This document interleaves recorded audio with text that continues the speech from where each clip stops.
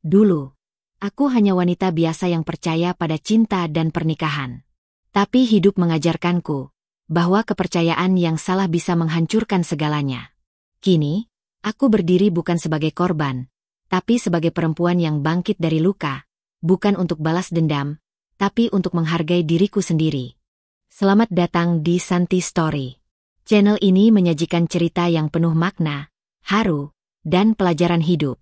Setiap cerita yang kami angkat berasal dari pengalaman nyata, dikemas dalam narasi yang menyentuh hati. Sebelum masuk ke ceritanya, sahabat jangan lupa absen dulu ya.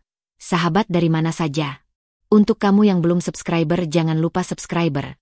Yang sudah subscriber semoga rezekinya mengalir. Yuk kita dengar ceritanya. Rani tidak pernah menyangka hidupnya akan menjadi seperti sekarang. Ia tumbuh di desa kecil di pinggiran Purwokerto, dibesarkan oleh ibunya yang menjual gorengan di depan sekolah dasar. Sejak kecil, Rani terbiasa hidup sederhana, tidak neko-neko, dan selalu percaya bahwa kebaikan akan kembali sebagai kebaikan juga. Pertemuannya dengan Fahmi terjadi 5 tahun lalu di sebuah masjid kampus. Fahmi adalah mahasiswa tingkat akhir jurusan teknik sipil yang rajin ikut kegiatan sosial, sementara Rani adalah staf administrasi di koperasi kampus.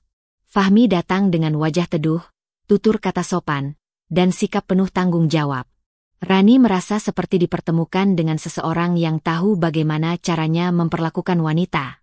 Perkenalan itu tidak berlangsung lama sebelum akhirnya Fahmi menyatakan niat serius. Ia datang ke rumah Rani bersama keluarganya, membawa lamaran dengan wajah penuh keyakinan. Ibunya Rani sempat ragu, bukan karena Fahmi orang jahat, tapi karena semuanya terasa terlalu cepat. Tapi Rani bersikeras. Ia jatuh cinta.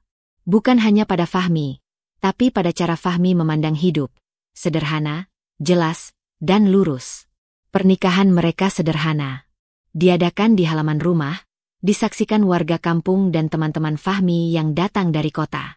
Malam itu, saat mereka berdua duduk bersisian di dalam kamar sempit yang disewa Fahmi dari hasil kerja sambilan, Rani berbisik, "Aku tidak minta hidup mewah, asal kamu tidak pernah pergi dariku."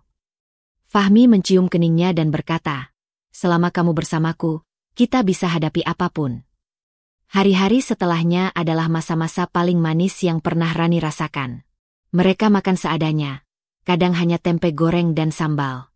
Tapi Fahmi selalu pulang dengan senyuman, dan setiap malam, mereka salat berjamaah. Rani merasa dirinya wanita paling beruntung di dunia. Saat Rani mengetahui dirinya hamil, Fahmi melonjak kegirangan.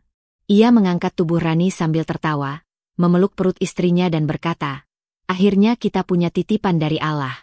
Aku janji, aku akan jadi ayah yang baik." Rani menangis haru malam itu. Ia mulai menyiapkan nama-nama untuk calon buah hati mereka, menyulam baju bayi dari benang wol murah, dan setiap pagi mencium foto USG yang mereka tempel di pintu lemari es. Namun, kebahagiaan itu tidak bertahan lama. Memasuki usia kandungan 7 bulan, Fahmi mulai berubah. Ia tidak lagi pulang pukul 5 seperti biasa. Seringkali baru sampai rumah lewat tengah malam dengan alasan lembur. Kadang bahkan tidak pulang sama sekali, hanya mengirim pesan singkat, "Ada kerjaan, jangan tunggu." Rani mencoba mengerti. Ia tahu pekerjaan Fahmi sebagai kontraktor proyek kadang tidak kenal waktu. Tapi perlahan, perubahan itu terasa lebih dari sekadar urusan kerja. Fahmi mulai jarang menatap matanya. Ia tidak lagi bertanya tentang perut Rani, tidak lagi menyentuh perutnya seperti dulu, tidak lagi mencium kening sebelum tidur. Bahkan saat Rani memintanya menemani periksa ke bidan, Fahmi hanya menjawab, "Kamu bisa sendiri, kan? Aku benar-benar sibuk, Rani." Malam-malam Rani habiskan sendiri di ruang tengah, memegangi perutnya yang makin besar, berbicara dengan bayinya yang belum lahir seperti sedang bicara dengan teman. Ia tak tahu harus mengadu pada siapa. Ibunya di desa tidak tahu apa-apa, dan Rani terlalu takut membuat ibunya cemas. Suatu malam, Rani memasak sup ayam kesukaan Fahmi. Ia menunggu di meja makan sampai lewat pukul 2 pagi. Telepon tak diangkat, pesan tak dibalas. Saat pintu terbuka, Fahmi hanya melempar jaket ke sofa dan masuk ke kamar tanpa menoleh. Rani menyusul, mencoba tersenyum meski lelah menahan air mata. "Mas, aku masak sup ayam. Aku pikir kamu belum makan. Fahmi hanya menjawab singkat, aku sudah makan di luar. Tanpa menatap Rani sama sekali. Dada Rani terasa sesak malam itu. Ada yang patah. Tapi ia tidak tahu harus menyebutnya apa. Ia hanya tahu, cinta yang dulu membuatnya yakin, kini terasa menggantung di ujung benang yang rapuh. Pagi harinya, saat Rani menyodorkan hasil USG terbaru dengan gambar wajah calon bayi mereka yang sudah mulai terlihat jelas, Fahmi hanya melirik sekilas dan berkata, mirip siapa ya? Kok aku ngerasa, aneh aja lihatnya. Rani menelan ludah. Maksudnya? Fahmi tidak menjawab. Ia hanya berdiri, mengambil rokok dari laci, dan keluar ke balkon. Hari demi hari, jarak itu makin terasa. Dan Rani mulai bertanya dalam hati, jika ini bukan tentang pekerjaan, lalu apa yang berubah? Satu malam, Rani menemukan sesuatu yang membuat tubuhnya gemetar. Di jaket Fahmi, ia menemukan nota pembelian kalung emas dari toko perhiasan. Bukan atas nama dirinya, dan jelas bukan untuknya. Karena Rani bahkan tidak pernah diajak masuk toko emas sejak menikah. Rani memeluk perutnya erat-erat malam itu sambil menangis diam-diam. Seseorang sedang mengubah cerita bahagianya menjadi luka, dan ia tak tahu bagaimana cara bertahan jika cinta tak lagi menjadi alasan. Hujan deras mengguyur malam itu. Angin mengetuk jendela rumah kontrakan mereka yang mulai lapuk di sana-sini. Di dalam kamar bersalin sebuah klinik kecil di pojokan kota, Rani terbaring lemas setelah hampir 12 jam berjuang melahirkan. Tangis bayi laki-laki memecah udara, begitu nyaring dan keras hingga membuat beberapa perawat tersenyum. Selamat ya, Bu. Anak laki-laki. Sehat, berat 3,4 kilogram, kata bidan sambil meletakkan bayi merah itu di dada Rani. Air mata Rani menetes deras. Ia peluk tubuh kecil itu, gemetar, antara lega dan tak percaya bahwa makhluk mungil itu benar-benar berasal dari rahimnya. Bibirnya bergetar ketika ia bisikan pelan, namamu Rafa. Selamat datang, nak. Namun begitu ia menoleh, mencari wajah suaminya yang seharusnya berada di sampingnya, ia hanya menemukan kursi kosong. Fahmi tak datang. Rani sudah meneleponnya sejak kontraksi pertama. Mengirim pesan, bahkan meminta tolong perawat menelpon. Tapi tak satu pun dijawab. Alasannya hanya satu, aku sedang di luar kota, proyek mendadak. Rani berusaha menahan kecewa, berusaha mengerti, mencoba percaya bahwa itu bukan alasan untuk menghindar. Tapi jauh dalam lubuk hatinya, ia tahu, ini bukan lagi soal proyek. Fahmi baru muncul keesokan harinya. Datang dengan wajah datar, tanpa bunga, tanpa senyum, tanpa semangat seperti calon ayah yang menyambut kelahiran buah hatinya. Ini anakmu, Mas, kata Rani pelan, menyodorkan bayi yang dibedong biru muda. Fahmi hanya menatapnya beberapa detik, lalu mendekat, namun tak menyentuh. Matanya mengamati wajah kecil Rafa, dan raut wajahnya langsung berubah. Kulitnya putih banget, ya, ucapnya dingin. Rani tersentak, tak paham arah ucapannya. Iya, mungkin nurun dari bapak kamu. Kan dulu almarhum agak bule katanya. Tapi Fahmi tak menanggapi. Ia hanya mengangguk pelan lalu berdiri, melirik jam tangan. Aku ke kantor dulu. Nanti sore balik lagi. Tapi sore itu Fahmi tak datang. Hari-hari berikutnya menjadi hari-hari sunyi. Rani pulang ke rumah sendirian, menggendong Rafa dengan tubuh masih lemah, hanya ditemani tukang ojek dan seorang tetangga yang baik hati. Di rumah, tak ada ucapan selamat dari mertua. Tak ada kue atau air manis. Bahkan tak ada yang datang menjenguk. Ibu Fahmi hanya mengirim pesan. Kalau udah bisa jalan, main ke rumah. Biar dilihat, itu cucu kami atau bukan. Kalimat itu seperti pisau yang masuk tanpa suara tapi melukai dalam. Rani menatap layar ponsel lama-lama. Ia baca ulang berkali-kali, berharap ada kesalahan ketik. Tapi tidak. Pesan itu nyata. Tuduhan itu nyata. Malam itu Fahmi pulang lebih awal. Rani berusaha menjaga nada suaranya tetap lembut meski hatinya compang-camping. Mas, tadi ibu kirim pesan, katanya. Aku tahu, potong Fahmi sambil membuka kaos dan berjalan ke kamar mandi. Dan aku juga mulai mikir, ada yang aneh. Rani berdiri diam di tempat. Wajahnya pucat. Aneh. Fahmi menatapnya tajam. Anak itu bukan mirip aku. Bukan juga mirip kamu. Mas, anak baru lahir memang sering belum mirip siapa-siapa. Bisa berubah. Nanti juga. Aku gak sebodoh itu, Rani. Suara Fahmi mulai meninggi. Kamu bisa aja main belakang selama aku kerja. Aku sibuk ngurus proyek. Siapa yang tahu kamu di rumah ngapain? Darah Rani seperti berhenti mengalir. Rafa menangis di dalam ayunan, tapi Rani bahkan tak bisa bergerak. Sumpah, Mas. Aku nggak pernah sedikit pun. Aku bahkan hampir nggak keluar rumah. Aku cuma ke klinik, ke warung. Itu pun kadang titip tetangga. Mas kok bisa bilang kayak gitu? Kalau kamu yakin, ya udah. Gak usah emosi. Kita buktikan aja. Tes DNA. Kata-kata itu menghantam telinga Rani seperti palu godam. Tes DNA. Permintaan yang hanya diminta seseorang yang benar-benar percaya ada pengkhianatan. Rani duduk lemas di lantai. Malam itu, ia tidak menangis. Ia hanya memandangi Rafa yang terus menangis seperti bisa merasakan ibunya sedang dihancurkan perlahan oleh ayahnya sendiri. Beberapa hari kemudian, Fahmi benar-benar membawa Rafa ke rumah sakit untuk pengambilan sampel tes. Ia tak banyak bicara, bahkan tak menoleh ke arah Rani saat menyerahkan bayi itu ke petugas laboratorium. Rani menahan malu, marah, dan sakit dalam satu waktu. Tapi ia diam. Ia ingin membuktikan. Ia tahu anak itu darah daging Fahmi. Selama menunggu hasil tes, Fahmi semakin jauh. Ia mulai tidur di ruang tamu, menghindari bicara dengan Rani, dan tak pernah lagi menyentuh Rafa. Bahkan saat bayi itu demam dan harus dibawa ke puskesmas, Fahmi menolak ikut. Aku nggak ikut. Belum tentu itu anak gue, katanya datar sambil menghadap layar ponsel. Dada Rani seperti diremuk.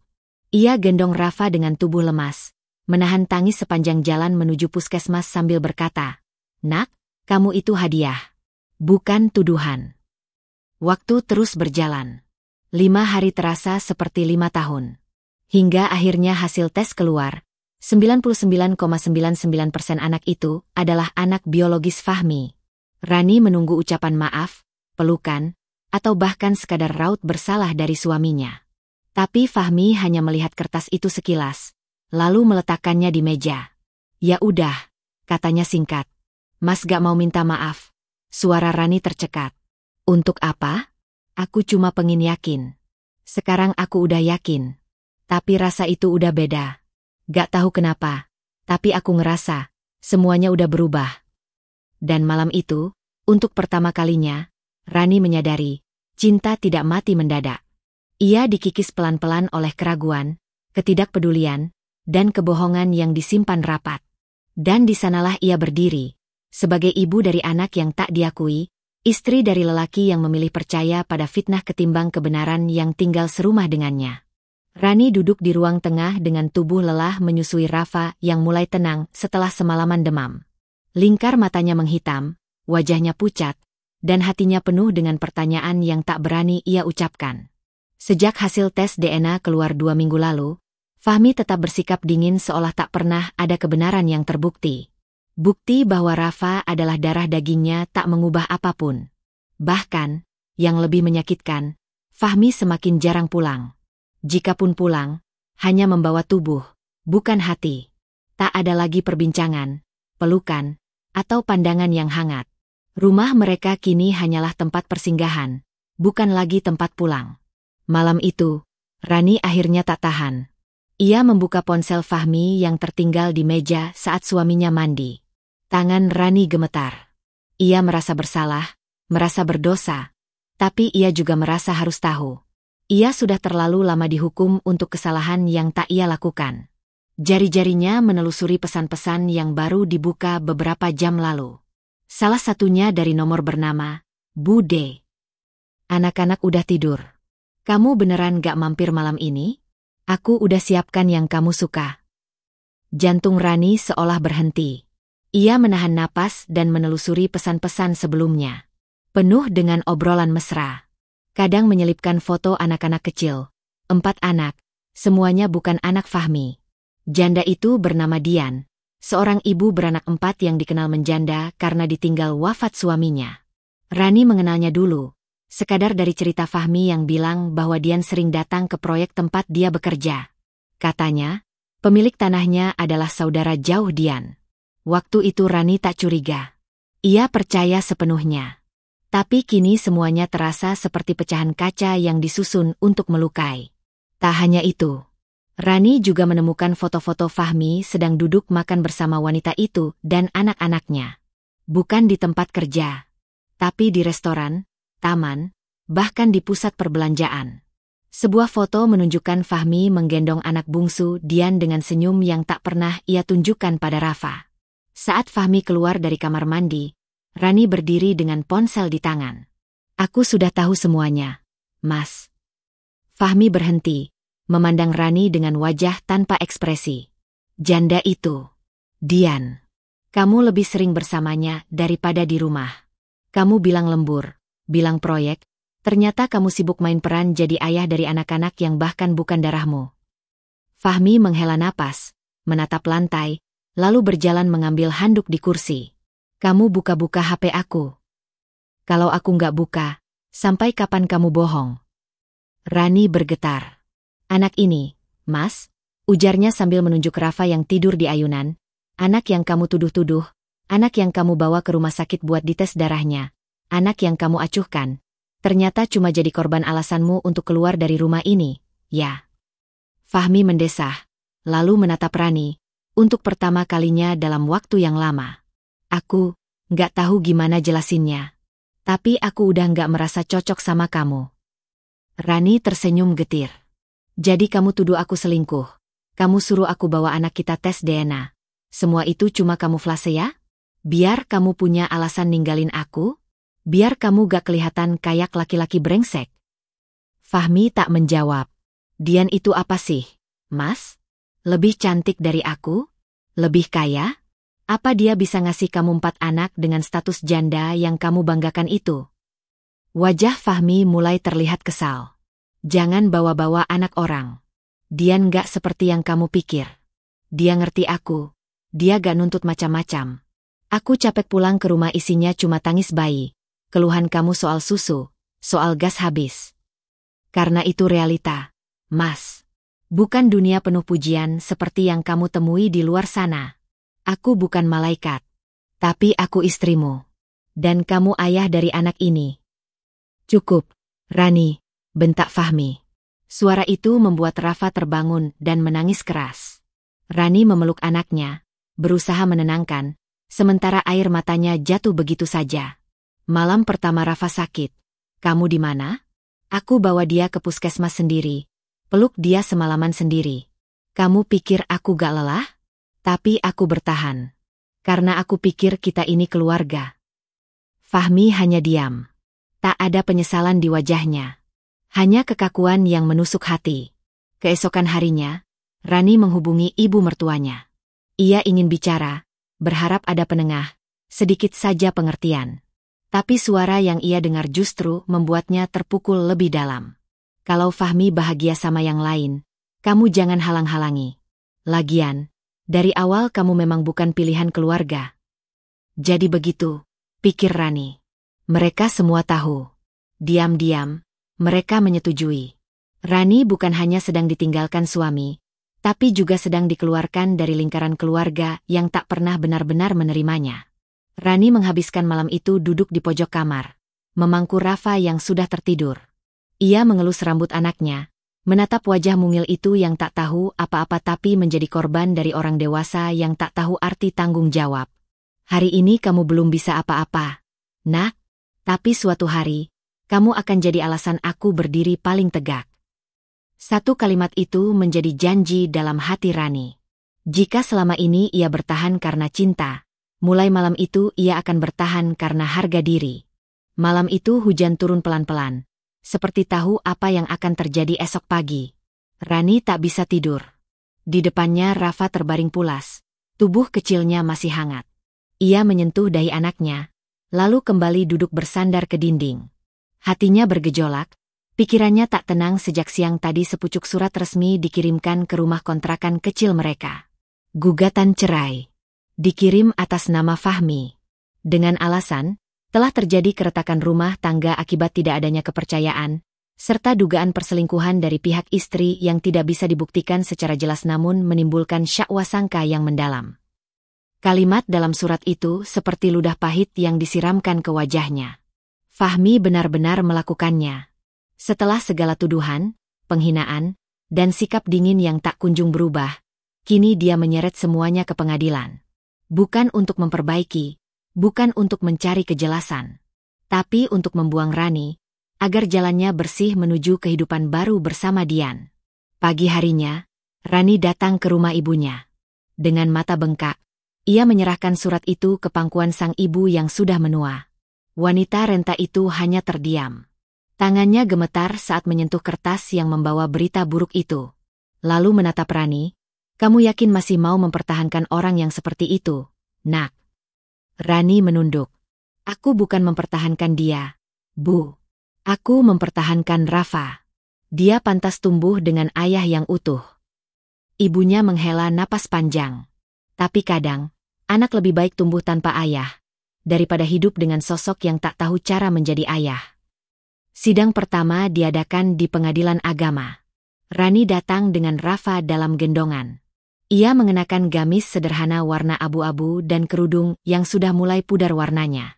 Wajahnya lesu, tapi sorot matanya tetap tenang. Sementara itu Fahmi datang sendiri. Berdiri di depan pengacara mahal yang ia sewa. Wajahnya tanpa penyesalan. Ia bahkan tidak menatap Rani saat hakim membuka sidang.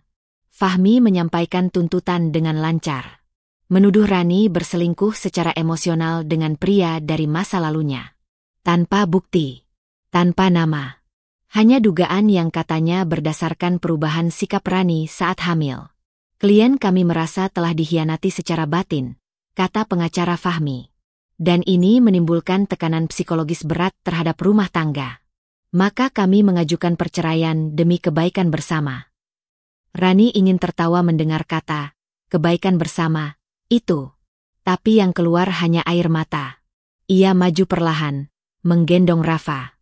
Suaranya bergetar saat berbicara di hadapan majelis hakim.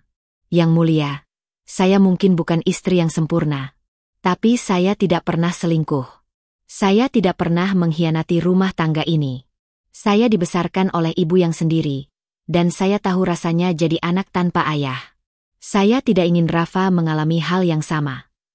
Hakim memperhatikan, mengangguk, tapi semua tahu. Argumen batin seperti itu tak sekuat dokumen dan kekuasaan. Sidang berjalan berlarut-larut. Fahmi menghadirkan saksi-saksi. 3 orang yang bahkan tak dikenal Rani, yang mengatakan bahwa mereka sering melihat Rani terlalu dekat dengan tetangga lelaki yang membantu membetulkan pagar rumah beberapa bulan lalu. Padahal lelaki itu sudah menikah, dan istrinya pun tahu. Tapi suara Rani tak cukup kuat dibanding kesaksian mereka yang dibayar. Yang paling menyakitkan adalah saat Ibu Fahmi hadir di persidangan dan mengatakan dengan datar, "Saya sebagai Ibu Fahmi memang dari dulu tidak yakin bahwa cucu itu benar-benar cucu saya."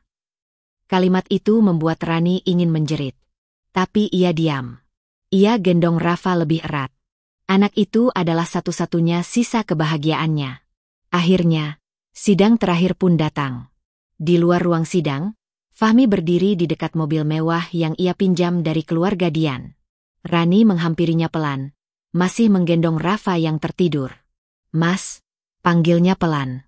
Fahmi menoleh tanpa minat. "Sebelum kita benar-benar selesai, aku cuma ingin tahu satu hal." "Apa?" "Kenapa? Kenapa kamu tega menghancurkan rumah tangga ini? Padahal kamu tahu Rafa anakmu. Kamu tahu aku gak pernah macam-macam." Fahmi menghela napas. "Karena aku udah gak sayang lagi, Rani. Aku pengen hidup baru. Dan kamu gak bisa kasih itu." Rani memejamkan mata. Sakit itu akhirnya menemukan bentuk. Kalimat yang ia takutkan selama ini keluar begitu saja. Bukan tentang kesalahan, bukan tentang perselingkuhan, bukan tentang Rafa. Tapi karena ia tak lagi diinginkan. Hari itu, hakim mengesahkan perceraian mereka. Rani berjalan keluar pengadilan dengan langkah berat. Rafa menangis, mungkin merasakan ibunya rapuh. Di belakangnya, Fahmi berjalan bersama pengacaranya dengan wajah lega. seolah baru terbebas dari beban yang tak pernah ia hargai sejak awal. Hujan turun saat Rani melangkah keluar gerbang pengadilan. Ia tidak lagi meneteskan air mata. Tangisnya sudah habis. Hatinya sudah lapuk. Ia menatap Rafa, menyentuh pipi bayi kecil itu, dan berkata lirih, "Kita tinggal berdua sekarang, nak. Tapi kamu nggak sendiri. Aku akan jadi ibu dan ayah buatmu. Dan suatu hari nanti, kamu akan tahu bahwa kamu tidak pernah lahir karena kebetulan. Kamu lahir sebagai bukti bahwa cinta pun bisa berdiri sendiri, meski ditinggal." Pagi itu langit Surakarta kelabu. Udara lembab menyelimuti trotoar kota yang asing bagi Rani, tapi justru itulah yang ia butuhkan, tempat yang tidak mengenal luka lamanya. Rani berdiri di depan rumah kontrakan sempit ukuran 4x7 meter, di gang kecil yang bahkan sepeda motor harus pelan saat melintas. Di tangan kirinya, Rafa tertidur dalam gendongan. Di tangan kanannya, satu koper berisi sisa hidupnya, baju bekas, ijazah SMA, beberapa lembar uang hasil menjual cincin kawin, dan satu buku catatan kecil yang sudah mulai usang. Di buku itu, Rani mencatat setiap pengeluaran, setiap peluang, dan setiap ide yang mungkin bisa menjadi pegangan hidup. Ia bukan wanita yang punya banyak gelar atau modal. Tapi ia punya dua hal yang jauh lebih mahal dari itu, luka dan tekad. Hari-harinya di kota baru tidak mudah. Ia bekerja serabutan, membantu di warung makan, mencuci baju tetangga, bahkan pernah mengangkut air galon dari ujung gang ke rumah-rumah pelanggan. Semua ia lakukan sambil menggendong Rafa. Tak jarang, ia ditertawakan, bahkan dianggap beban oleh pemilik rumah kontrakan karena sering menunggak 2-3 hari uang sewa. Rani menggigit semua rasa malu itu. Luka hatinya tidak membuatnya lemah. Justru dari situ ia belajar. Tidak ada yang bisa diandalkan selain dirinya sendiri. Saat Rafa mulai bisa duduk, Rani memberanikan diri membuka jasa laundry kecil-kecilan dari dapur kontrakan. Ia menyicil mesin cuci bekas dari tetangga yang pindah rumah, dan memanfaatkan ember-ember plastik untuk memisahkan baju pelanggan. Handuk dijemur di tali rafia yang diikat di antara dua batang bambu. Awalnya hanya 1-2 pelanggan. Tapi Rani tekun. Ia menjemput baju sendiri, mengantar sendiri, bahkan menulis ucapan kecil di plastik pembungkus. "Terima kasih sudah mempercayakan cucian Anda kepada kami." Ia tahu, pelanggan mungkin tak peduli. Tapi baginya, setiap kata adalah doa. Dan setiap kerja adalah harga diri. Rafa tumbuh di antara suara air mengalir dan aroma deterjen. Ia belajar bicara sambil duduk di lantai dapur yang licin, menonton ibunya mengucek baju sambil sesekali menyuapinya nasi dan tempe goreng. Ia tak tahu bahwa di balik senyum ibunya, ada duka yang mengakar kuat. Malam-malam sepi menjadi teman Rani.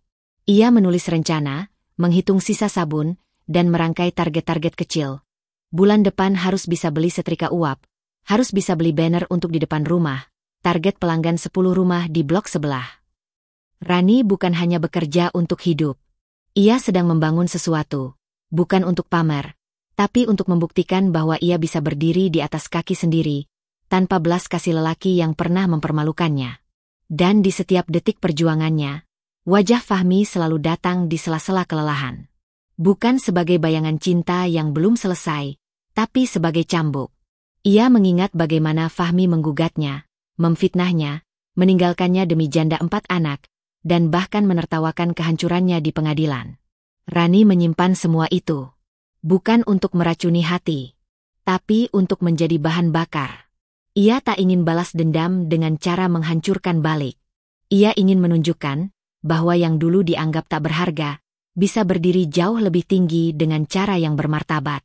Satu sore, saat Rafa demam dan Rani harus menolak 3 orderan laundry besar karena tak bisa meninggalkannya, ia menangis di pojok kamar.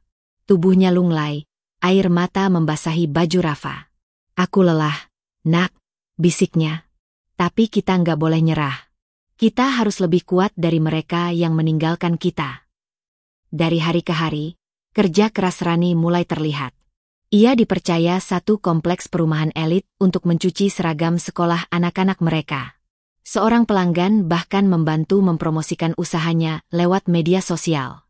Dari sana, pesanan mulai berdatangan, bahkan dari luar area gang kecil tempat kontrakannya berdiri. Dalam waktu 2 tahun, Rani sudah bisa pindah ke rumah sewa yang lebih layak. Ia membeli 2 mesin cuci tambahan, mempekerjakan 1 ibu tunggal lain yang mengalami nasib serupa, dan mulai mencicil motor bekas untuk antar jemput cucian. Ia tak pernah mengunggah fotonya. Tak pernah pamer soal bisnisnya. Ia bekerja dalam diam. Tapi kota mulai mengenal namanya. Dan orang-orang mulai menyebut jasanya sebagai salah satu laundry paling rapi dan terpercaya. Di dinding dapurnya, Rani menempel sebuah kertas kecil. Di situ tertulis, dengan tinta hitam yang ia tulis saat ia hampir menyerah. Aku akan bangkit. Bukan untuk membuatmu sakit. Tapi untuk menunjukkan bahwa aku tidak pernah selemah yang kau kira. Setiap kali Rani membaca kalimat itu, semangatnya kembali penuh. Ia bukan lagi perempuan yang menangis di lantai ruang sidang. Ia bukan lagi istri yang dituduh tak setia. Ia bukan lagi perempuan yang disingkirkan karena tak dianggap pantas. Ia kini adalah ibu yang berdaya. Pemilik usaha kecil yang tumbuh dari keringat dan air mata.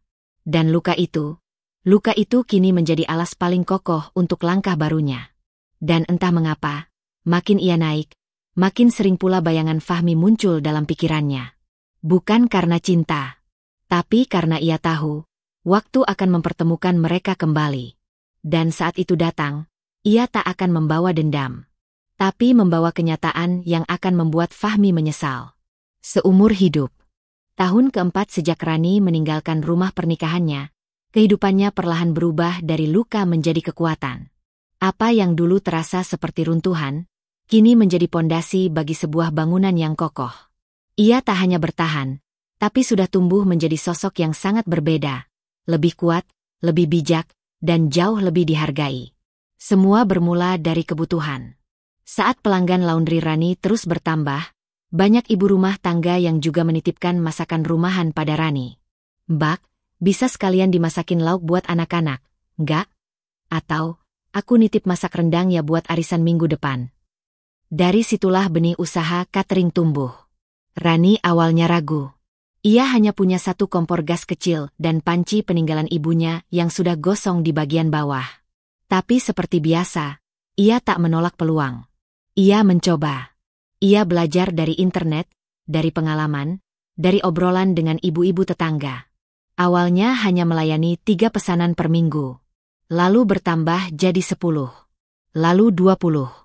Hingga akhirnya ia mulai dikenal sebagai Bu Rani Catering. Perempuan sederhana dengan rasa masakan yang membuat pelanggan rindu rumah. Ia bangun jam 4 pagi setiap hari. Memasak sambil mengecek laundry, menyuapi Rafa sambil memarut kelapa, dan tetap menjawab telepon pelanggan dengan suara lembut meski tangannya masih belepotan bumbu. Usahanya tumbuh. Ia mempekerjakan 3 orang janda tetangganya yang butuh pekerjaan. Ia memperluas dapur ke halaman belakang kontrakannya yang lama, lalu pindah ke rumah yang lebih besar. 2 kompor menjadi 5. 2 panci menjadi lemari penuh peralatan masak industri. Ia mencicil mobil pick-up kecil untuk antar catering ke kantor-kantor dan rumah-rumah mewah di pinggir kota. Namanya mulai diperbincangkan di komunitas perempuan pelaku UMKM. Ia diundang berbicara dalam acara pelatihan kewirausahaan. Bukan karena prestise, tapi karena ketulusan dan konsistensinya dalam membangun dari nol. Sementara itu, Rafa tumbuh jadi anak yang tak hanya cerdas, tapi juga sangat penyayang. Ia tahu kisah ibunya. Ia mengerti sejak kecil bahwa mereka hanya punya satu sama lain.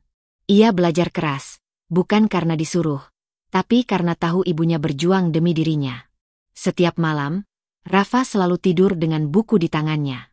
Setiap pagi, ia membantu ibunya memasukkan baju ke mesin cuci sebelum berangkat sekolah. Ia bukan anak biasa. Guru-gurunya sering berkata bahwa Rafa memiliki empati yang luar biasa, kecerdasan yang tajam, dan semangat belajar yang langka. Rafa mulai menjuarai lomba-lomba sains di sekolah, lalu di tingkat kota. Pada tahun ke-6 mereka tinggal di kota itu, Rafa diumumkan sebagai perwakilan sekolahnya untuk mengikuti Olimpiade Nasional di Jakarta. Saat pengumuman itu dibacakan, Rani menunduk. Air matanya mengalir, pelan, seperti hujan pertama setelah musim kemarau panjang. Tapi kali ini bukan karena sedih. Ia menangis karena haru. Karena untuk pertama kalinya dalam hidup, Ia merasa semua luka dan air mata telah berbuah manis. Dan dari situlah semua berubah.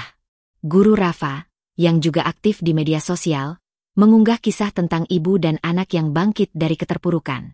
Ia menulis panjang lebar tentang perjuangan Rani membesarkan Rafa, tentang bisnis catering dan laundry yang dijalankan dengan tangan sendiri, dan tentang anak tunggal yang kini akan mewakili provinsi dalam ajang sains nasional. Postingan itu viral. Warganet membanjiri kolom komentar dengan doa, pujian, dan kekaguman. Banyak yang mengirim bantuan, ada yang menawarkan beasiswa untuk Rafa, bahkan media lokal datang mewawancarai Rani di rumahnya. Namun, dalam setiap pujian itu, Rani tetap sederhana. Ia tidak lupa siapa dirinya. Ia tetap bangun jam 4 pagi, tetap mencuci piring sendiri setelah memasak untuk ratusan porsi, dan tetap memeluk Rafa setiap malam seperti dulu. Rani tahu, keberhasilan ini bukan akhir. Ini adalah bukti bahwa perjuangan tidak pernah sia-sia, meski dimulai dari titik terendah. Ia tahu, dunia akhirnya melihat apa yang pernah dianggap tak layak. Dan entah bagaimana, di tengah semua kesibukan dan kegembiraan itu, ada rasa puas yang tidak bisa dijelaskan. Bukan karena uang, bukan karena tenar, tapi karena ia tahu, di tempat entah di mana, Fahmi mungkin sedang melihat semua ini. Mungkin dari layar ponsel. Mungkin dari berita online. Mungkin dari tetangga atau kerabat. Tapi Rani yakin, cepat atau lambat, pria yang pernah membuangnya akan tahu siapa yang dulu ia remehkan.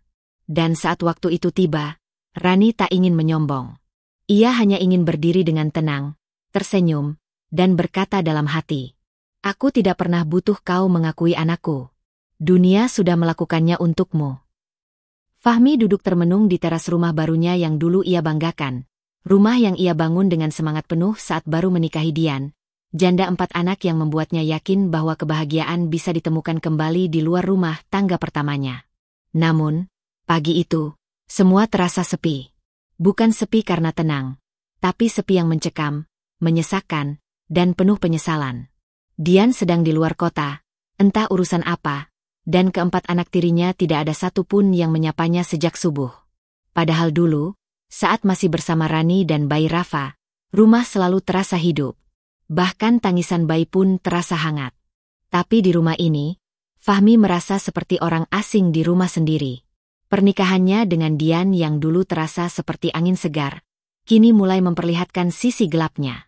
Dian memang cantik dan pandai bicara, tapi itu hanya bertahan sampai cincin pernikahan melingkar di jari. Setelah itu, semua berubah perlahan namun pasti. Dian bukan wanita yang mau repot mengurus rumah. Ia sibuk dengan kegiatan sosialnya, arisan, perawatan tubuh, dan sesekali bisnis kecil-kecilan yang lebih banyak menghabiskan uang daripada menghasilkan. Ia menganggap Fahmi seperti mesin uang, dan saat uang itu mulai seret, nada bicaranya berubah. Tidak lagi manis, tapi menyakitkan, menekan, mengancam. Anak-anak Dian, yang awalnya pura-pura sopan demi menyenangkan Fahmi, mulai menunjukkan sifat aslinya. Mereka bicara ketus, membentak, dan seringkali terang-terangan berkata, "Papa bukan ayah kami. Jangan atur-atur." Bahkan anak bungsu yang baru kelas 3 SD pernah berkata kasar hanya karena Fahmi menegurnya tidak membereskan piring. Fahmi mulai merasa muak. Tapi semuanya sudah terlambat. Usahanya yang dulu stabil, perlahan mulai goyah.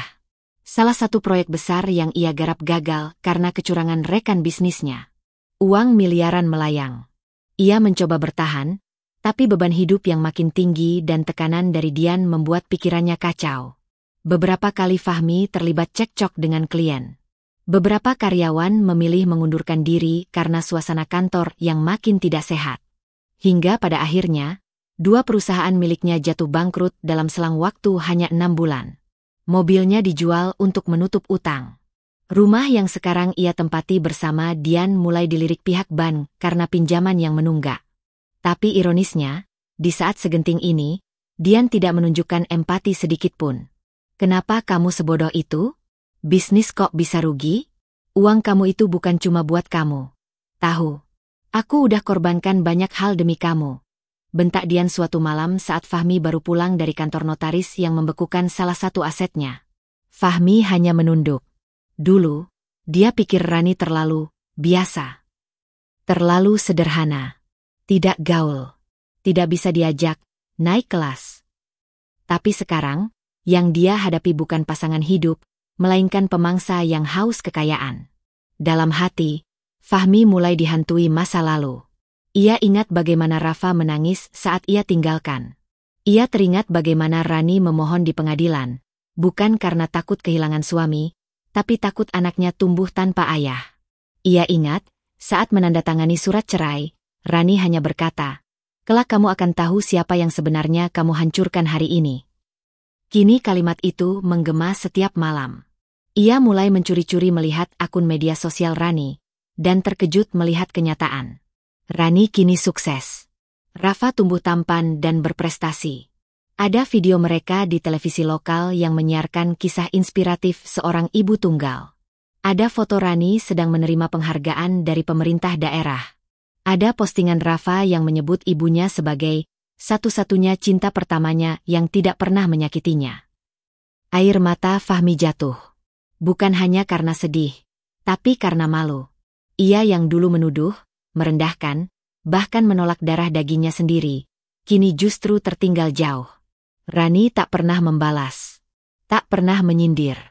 Tapi justru karena itulah hati Fahmi semakin teriris.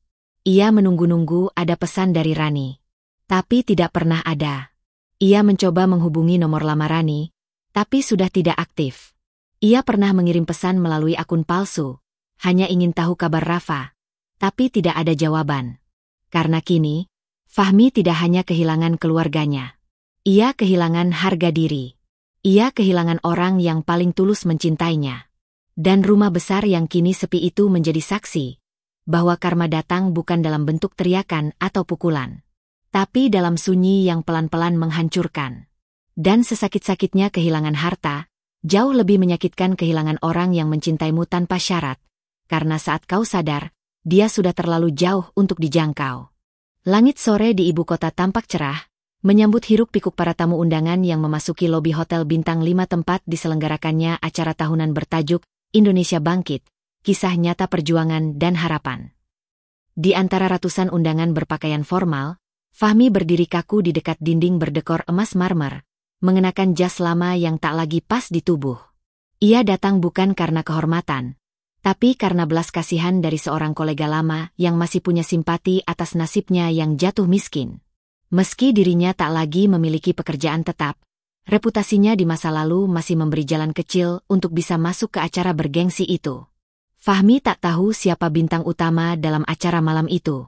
Ia hanya ingin mencari relasi, berharap keberuntungan berpihak lagi padanya. Ia tak menyangka, malam itu justru menjadi malam yang paling menampar batinnya seumur hidup. Lampu ballroom mulai meredup, dan sorotan lampu panggung diarahkan ke tengah. Suara MC wanita memecah suasana. Dan kini, mari kita sambut salah satu tokoh wanita inspiratif Indonesia, seorang ibu tunggal, pebisnis sukses, sekaligus penulis buku bestseller yang kisah hidupnya telah menyentuh jutaan hati. Inilah Rani Wibisana. Tepuk tangan menggema. Para tamu berdiri. Kamera-kamera media mengarah ke satu titik. Fahmi terdiam. Nama itu menghantam dadanya seolah waktu berhenti. Ia menoleh perlahan ke arah panggung. Dan benar. Wanita yang naik dengan langkah mantap, anggun dengan balutan kebaya modern berwarna biru tua, rambut disanggul rapi, wajah tenang tapi penuh wibawa itu adalah Rani. Wanita yang pernah ia ceraikan dengan alasan murahan. Wanita yang pernah ia hancurkan tanpa ampun. Ia tampak berbeda, sangat berbeda. Bukan hanya karena penampilan, tapi auranya. Ketegaran dan kedewasaan terpancar kuat. Di belakang Rani, berjalan seorang remaja laki-laki berseragam putih abu-abu dengan dada tegak dan mata tajam. Rafa. Panggung menjadi saksi saat Rani mulai berbicara. Ia menceritakan perjuangannya membesarkan anak seorang diri, membangun usaha dari teras rumah kontrakan, dan bagaimana rasa sakit justru membentuknya menjadi wanita yang tangguh. Fahmi tak bisa mendengar jelas kata-katanya. Dunia seolah hening. Ia hanya terpaku, matanya berembun. Ia tak tahu kapan air matanya jatuh. Ia hanya tahu, di antara ratusan tamu yang berdiri bangga, hanya dirinya yang tak sanggup berdiri. Usai sambutan, para tamu dipersilakan untuk berinteraksi. Banyak yang mengantre untuk sekadar berjabat tangan dengan Rani dan meminta foto bersama. Fahmi nyaris memilih pergi. Tapi langkahnya tertahan saat suara remaja itu menyapanya dari samping. "Pak Fahmi." Ia menoleh. Rafa berdiri di sana, gagah dalam balutan jas remaja formal, membawa piagam prestasi nasional di tangan. Fahmi menahan napas. "Rafa." "Terima kasih sudah hadir," kata Rafa dengan suara tenang. "Saya senang Bapak bisa menyaksikan langsung siapa saya hari ini. Dan siapa ibu saya." Fahmi hanya menatap mata anak itu. Matanya. Ada pantulan dirinya di sana. Tak terbantahkan. Luka lama menghantamnya lebih dalam dari sebelumnya. Saya minta maaf, Rafa," bisik Fahmi, suaranya tercekat. Tapi Rafa tersenyum kecil, tenang namun tegas. "Maaf bukan untuk saya. Itu urusan Bapak dengan Tuhan. Saya sudah belajar berdamai sejak kecil, Pak Fahmi." Ia menyebut namanya. "Pak Fahmi." Bukan ayah. Bukan abi. Bahkan bukan om. Hanya Pak Fahmi. "Ayah biologis saya." Begitu Rafa menyebut dirinya kemudian kepada salah satu wartawan yang bertanya di belakang. Kalimat itu menampar lebih keras dari makian apapun. Rani mendekat perlahan, berdiri di samping Rafa. Senyumnya tidak sinis. Tidak dendam. Hanya tenang. Mungkin di balik ketenangan itu, pernah ada luka yang terlalu dalam hingga air mata pun habis menangisnya. "Terima kasih sudah datang," ucap Rani lembut. Fahmi membuka mulut, ingin mengatakan sesuatu. Tapi yang keluar hanya isakan tertahan. Tangannya gemetar.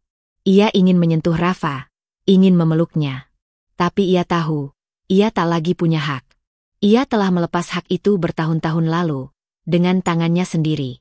Dan kini, di tengah kemegahan ruangan, di hadapan lampu kamera dan tepuk tangan penghormatan, ia adalah satu-satunya pria yang berdiri dalam kehancuran sunyi. Karena kehilangan orang yang mencintaimu tanpa pamrih adalah kehilangan terbesar yang tidak bisa dibeli kembali, bahkan oleh seluruh harta di dunia. Hujan turun sejak sore, deras dan tak henti. Seolah langit pun ikut menggambarkan perasaan seseorang yang tengah berdiri di seberang pagar rumah sederhana berdesain minimalis itu.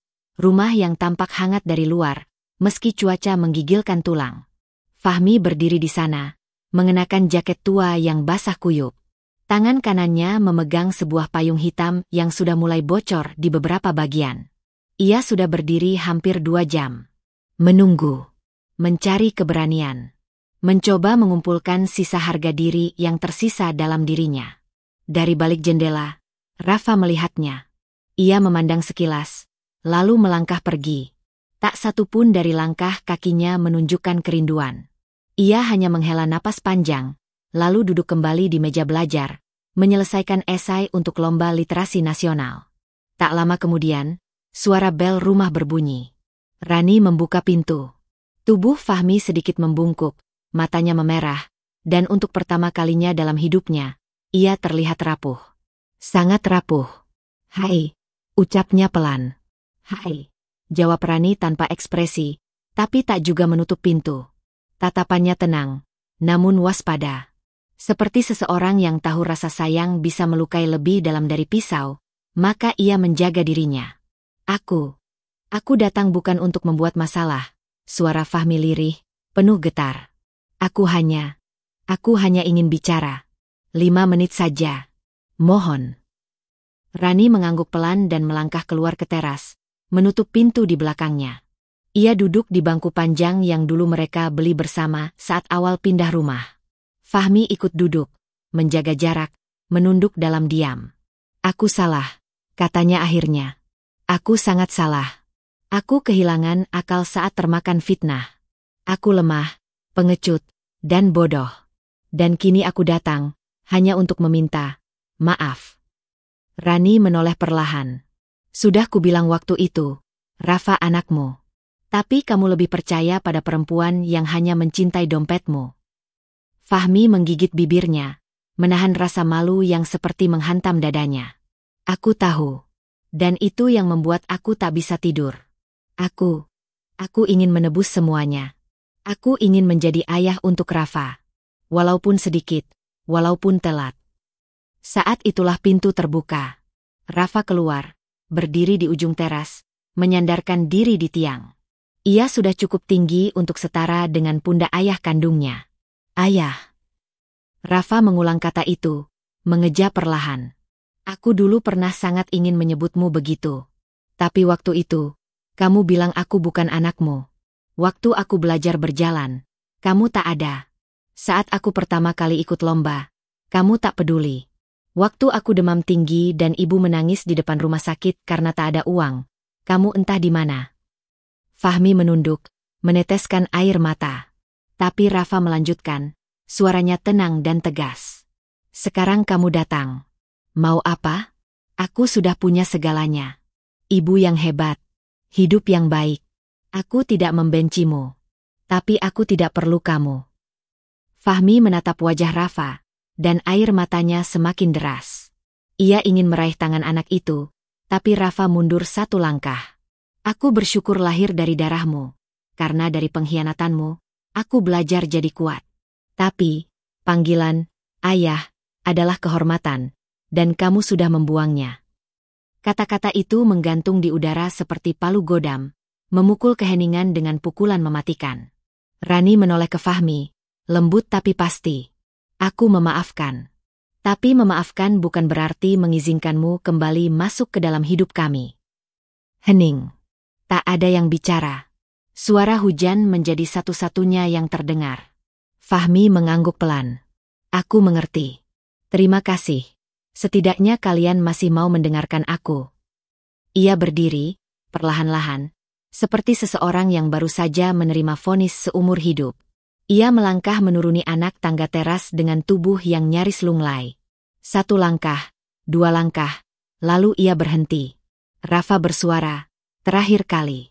Aku tidak akan menutup pintu untuk siapapun, Pak Fahmi. Tapi aku juga tidak akan memaksa diriku memanggil seseorang. Ayah, hanya karena hubungan darah. Ayahku adalah orang yang selalu ada untukku. Dan itu bukan kamu. Fahmi berjalan lagi, tak menoleh, hanya menunduk dalam diam.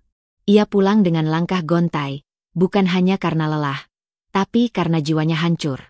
Semua yang dulu ia remehkan, kini menjadi harta yang tak ternilai. Tapi semua sudah terlambat. Dan di belakangnya, di rumah itu, Rani memeluk Rafa erat. Bukan karena ingin menenangkan anaknya, tapi karena ia sendiri sedang butuh pelukan. Luka bisa sembuh, tapi bekasnya selalu ada. Pagi itu, sinar matahari menyentuh kaca jendela rumah 2 lantai milik Rani yang penuh nuansa hangat. Aroma kopi dan roti panggang memenuhi udara. Rafa duduk di meja makan, membaca ulang surat undangan dari sekolahnya yang memintanya menjadi wakil siswa untuk memberikan pidato motivasi nasional. Rani memperhatikannya dari dapur dengan senyum bangga yang tak bisa disembunyikan. Beberapa tahun sudah berlalu sejak luka itu merobek kehidupannya. Tapi dari luka itu pula, Rani menemukan sesuatu yang lebih kuat dari dendam, yaitu keberanian untuk tidak menyerah, dan keteguhan untuk tidak lagi membiarkan siapapun menginjak-injak harga dirinya. Ia tak pernah membalas Fahmi. Tak pernah mengumbar masa lalunya kepada dunia dengan cara penuh kebencian. Tapi setiap langkah kakinya, setiap pencapaiannya, setiap kasih sayang yang ia berikan pada Rafa, itu semua adalah bentuk balas dendam paling indah.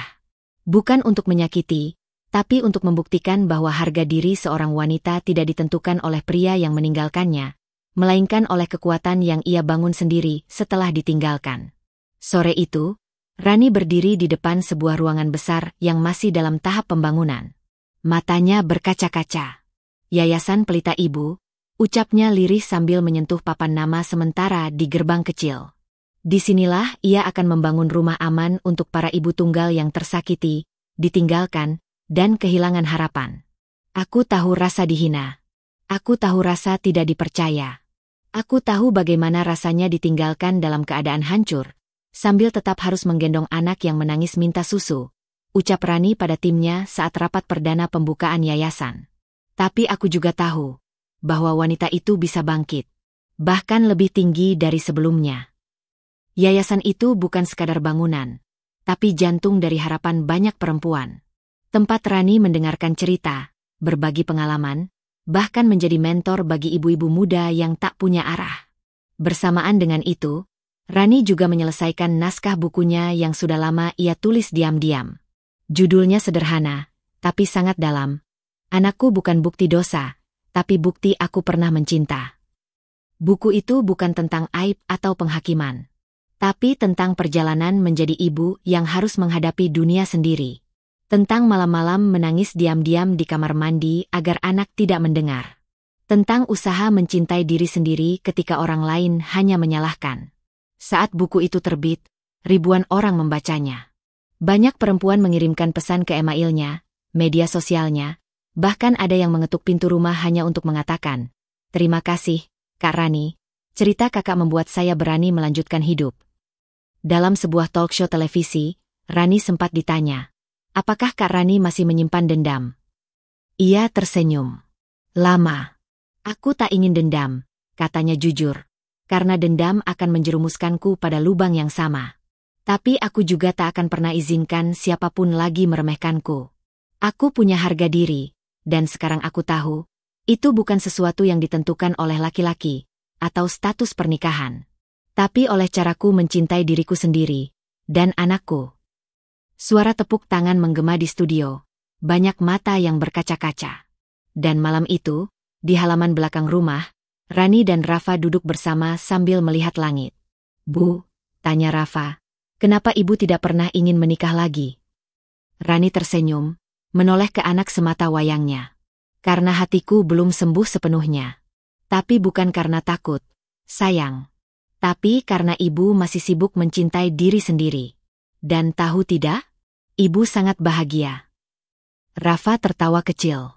"Ibu juga cinta aku, kan?" "Iya, dan itu tak akan pernah berubah," jawab Rani sambil memeluk anaknya erat. "Kita mungkin pernah dijatuhkan, tapi kita tidak pernah kalah." Langit malam menjadi saksi bahwa dari reruntuhan luka dan air mata, berdiri seorang perempuan yang kini menjadi cahaya. Rani, bukan lagi wanita yang ditinggalkan, tapi wanita yang berhasil membuat kepergian itu menjadi jalan menuju kebangkitan.